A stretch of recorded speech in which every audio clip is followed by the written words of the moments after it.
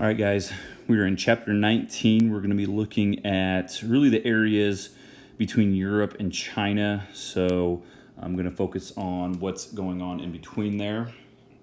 Here are your instructional objectives for this chapter. So I'm going to give you a minute to look over those.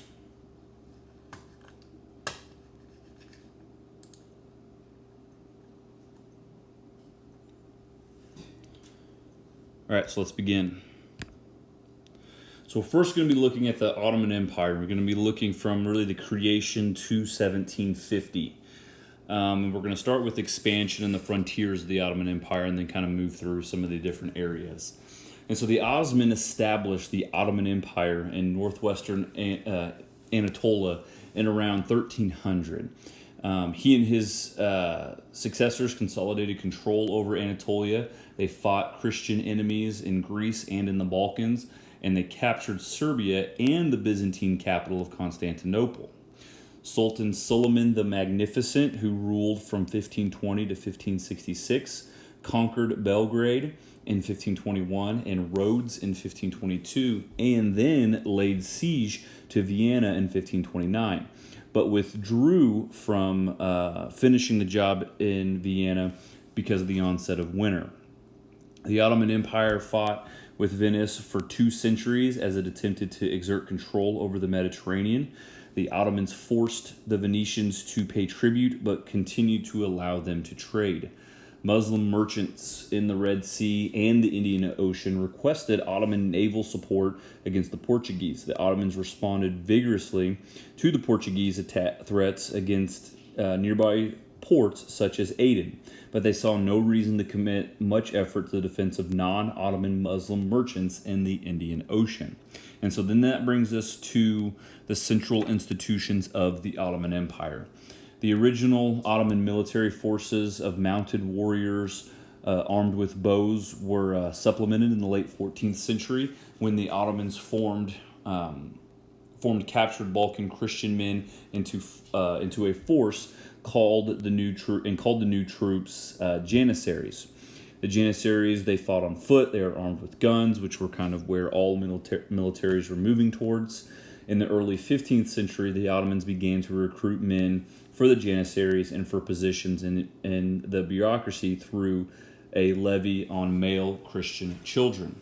Ottoman land forces were powerful enough to defeat the Safavids, but the Ottomans were defeated at sea by combined Christian forces at the Battle of Lepanto in 1571. The Turkish cavalry were paid in land grants.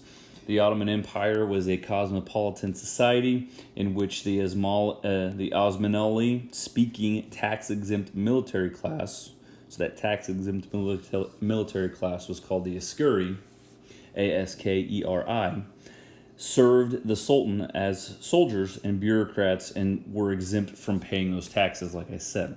In the view of the Ottomans, the Sultan supplied justice and defense for the common people, known as the Raya, while the Raya supported the Sultan and his military through their taxes. That was the relationship between the two. In practice, the common people had little direct contact with the Ottoman government, being ruled by local nobles and by their own religious groups. And so that's kind of the trade-off there. It's a little bit different than what we're used to. Now, you have a crisis develop in about 1585 with that military state. The increasing importance and expense of firearms meant that the size and cost of the Janissaries increased over time, while the importance of the land-owning Turkish cavalry decreased. At the same time, New World silver brought inflation and undermined the purchasing power of the fixed taxed income on the cavalry. Financial deterioration and the use of short-term mercenary soldiers brought a wave of rebellions and bandits to the Anatolia.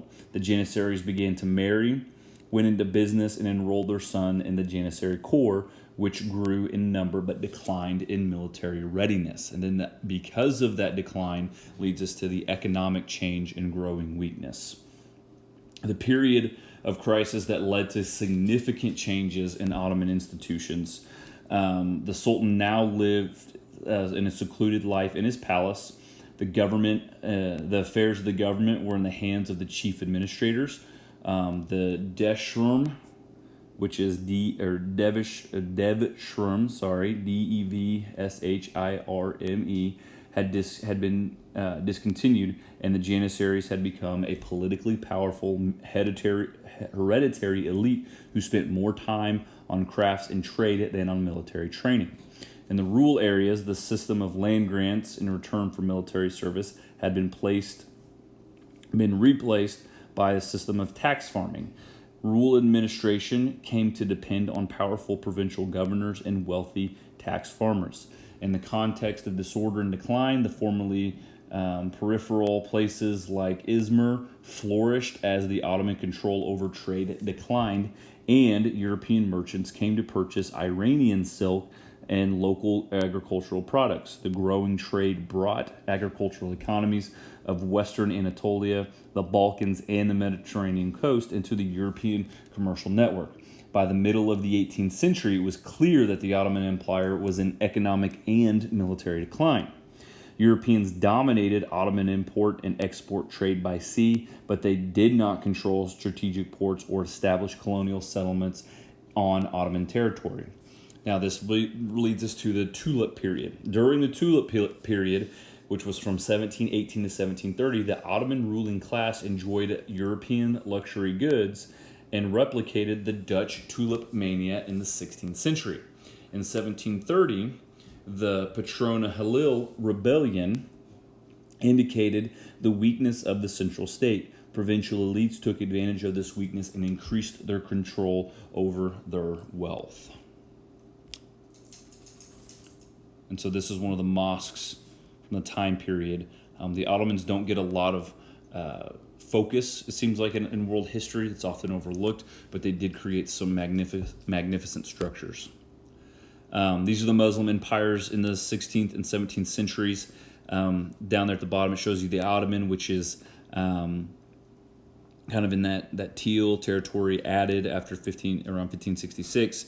Then next we're going to talk about the Safavid Empire, which is kind of in the middle, Iran, that area. Then you got the Mughal Empire, which is over in India. All right, so let's talk about Safavid society and religion. Ismail declared himself the Shah of Iran in 1502 and ordered that his followers and subjects all adopt Shiite Islam. It took a century of brutal force and destruction by the Shiite scholars from Lebanon and Bahrain to make Iran a Shiite land. But when it was done, the result was to create a deep chasm between Iran and its Sunni neighbors. The conversion to Shiite belief made permanent the cultural difference between Iran and its Arab neighbors that had already been developing. From the 10th century onward, Persian literature and Persian decorative styles had been diverging from Arabic culture, a process that had intensified when the Mongols destroyed Baghdad and thus put an end to the city's role as an influential center in Islamic culture. Under the Safavids, Iranian culture was further distinguished by the strength of Shiite beliefs, including the concept of the hidden Imam, I-M-A-M, and the deeply emotional annual commemoration of the martyrdom of Imam Hussein. Then we have the tale of two cities. Isfahan, I-S-F-A-H-A-N, and Istanbul were very different in their outward appearance. Istanbul was a busy port city with a colony of European merchants, a walled palace, and a skyline punctuated by brick domes and soaring marionettes. Isfahan was an inland city with few Europeans, unobtrusive, brightly tiled domes, and an open palace with a huge plaza for polo games. Both cities were built for walking, not wheeled vehicles, had few open spaces, narrow and irregular streets, and artisan and merchant guilds. Women were seldom seen in public in Istanbul or in Isfahan. being confined to women's quarters in their homes. However, records indicate that Ottoman women were active in real estate market and appeared in court cases. Public life was almost entirely the domain of men. Despite the Armenian merchant community, Isfahan was not a cosmopolitan city, nor was the population of the Safavid Empire particularly diverse. Istanbul's location gave it a cosmopolitan character comparable to that of the great seaports, in spite of the fact that the Sultan's wealth was built on his territorial possessions, not voyages of his merchants. And that brings us to the economic crisis and the political collapse. Iran's manufacturers included silk and its famous carpets, but overall, the manufacturing sector was small and really not very productive. The agriculture sector, which consisted of farming and herding, did not see any significant technological developments, partly because the nomad chieftains who ruled the rural areas had no interest in building an agricultural economy. They were more worried about their own wealth and being able to live the way that they live. In the late 16th century, inflation caused by cheap silver and a decline in overland trade made it difficult for the Safavid state to pay its army and bureaucracy. An Afghan army took advantage of this weakness to capture Isfahan and end the Safavid rule in 1722.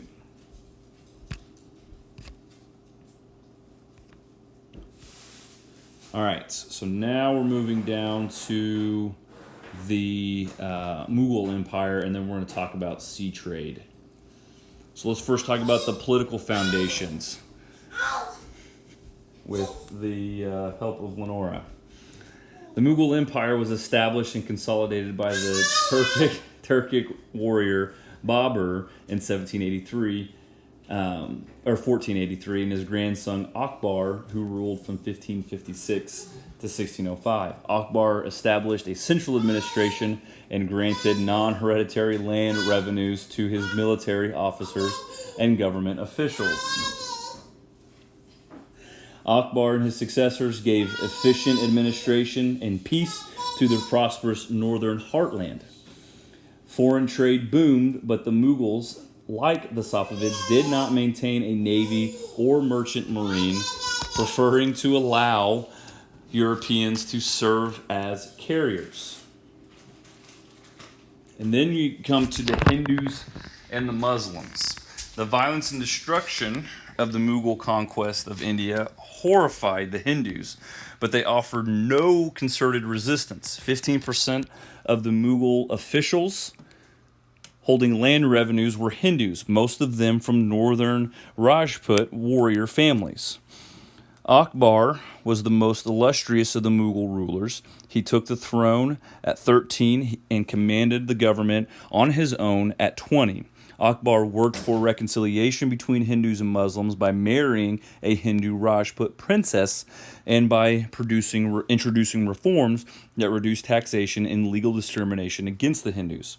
Akbar made himself the center of a short-lived, eclectic new religion, which basically was divine faith, and sponsored the court culture in which Hindu and Muslim elements were mixed. Then again, like some of these other ones, we got to move to central decay and regional challenges, which happens from about 1707 to 1761. The Mughal Empire declined after the death of Aurangzeb. I know I butchered that. Aurangzeb in 1707. Factors contributing to the Mughal decline included the land grant system, the failure to completely integrate Aurangzeb's newly conquered territory into the imperial administration, and the rise of regional powers, so less focused on central, more focused on the regional governors. The real power of the Mughal rulers came to an end in 1739 after Nadir Shah raided Delhi. The empire survived until around 1857. The Mughal government lost power. Mughal regional officials bearing the title of Nawab established their own more or less independent states. The regional states were prosperous, but they could not effectively prevent the intrusion of Europeans such as the French, whose representative Joseph Duplessis captured the English trading center of Madras and became a power broker in southern India until he was recalled to France in 1754.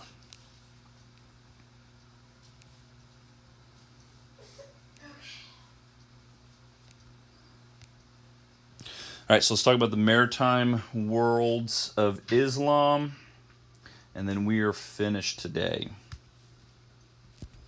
So we're going to look at Muslims in the Southeast and Southeast Asia first. It is not clear exactly when and how Islam spread in Southeast Asia.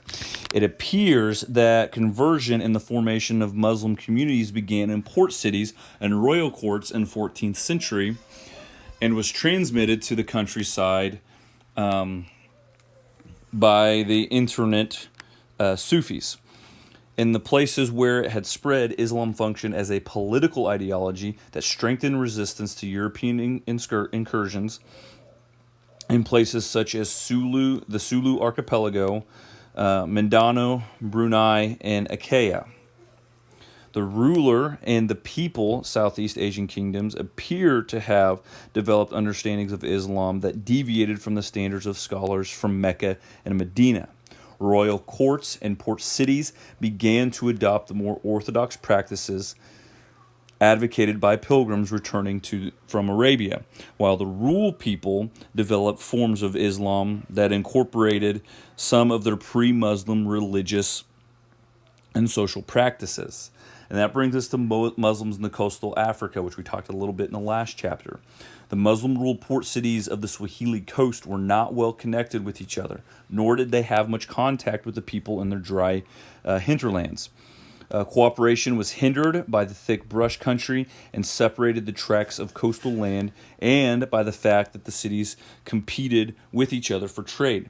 The Portuguese conquered all of Swahili ports except Malindi, which cooperated with Portugal.